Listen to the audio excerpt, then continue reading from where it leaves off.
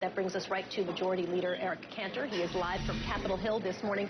Sir, you could have come and joined us for breakfast. I told you, I got the French toast right here for you. Nice to see you. Thanks for being with us this morning. Love to be here. Sounds good.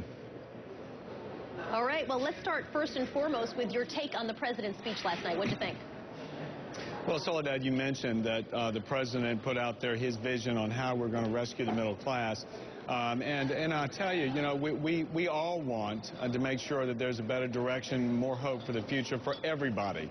Not just certain parts of our country, but all of us, 100% of us together. And the issue, I think, that's going to play out this election is that question of Warren Buffett's secretary. I mean, if you look at, the issue through her eyes, we want her to make more money. We want her to have more hope for the future. But the answer is not to make sure that Washington taxes people more.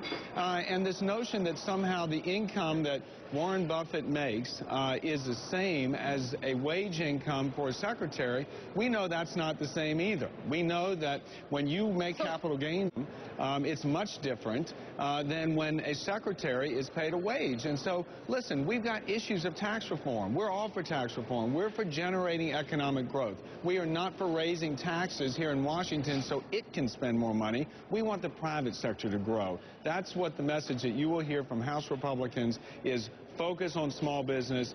That's the backbone of our economy. That's the backbone of America. We got to get small business back into the game.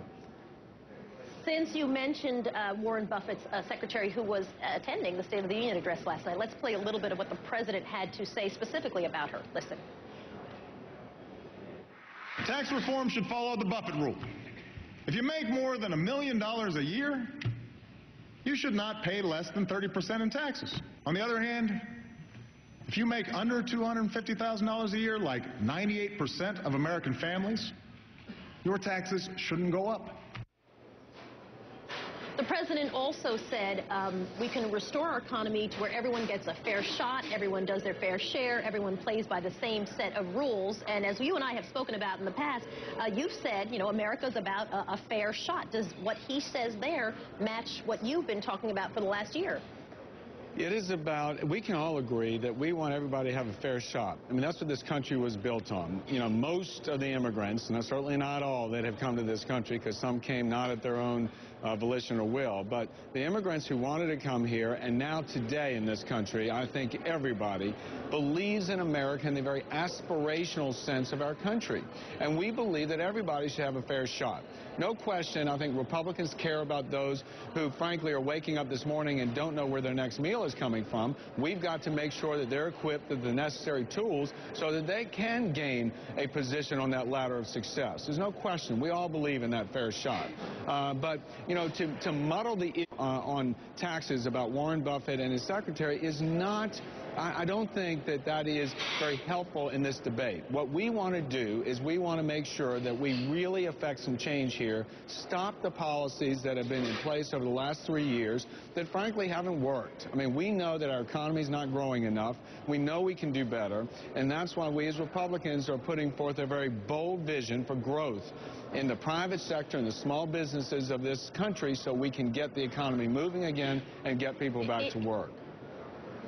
It's a conversation that we hear along the campaign trail, certainly on the GOP side. And so as this whole primary moves into the state of Florida, who ultimately would you rather see, President Romney or a President Gingrich?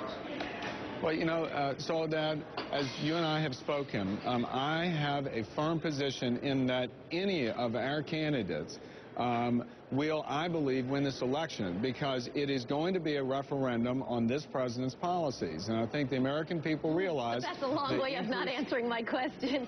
Well, but I told you, Soledad, I have not taken a position in our primary. You knew that. And so what I'm saying is that we have a very stark choice to make in this country. And what we're going to see is two different visions playing out. And the people of the country realize the policies that work from the White House don't work. What do they do when they're faced with something that doesn't work?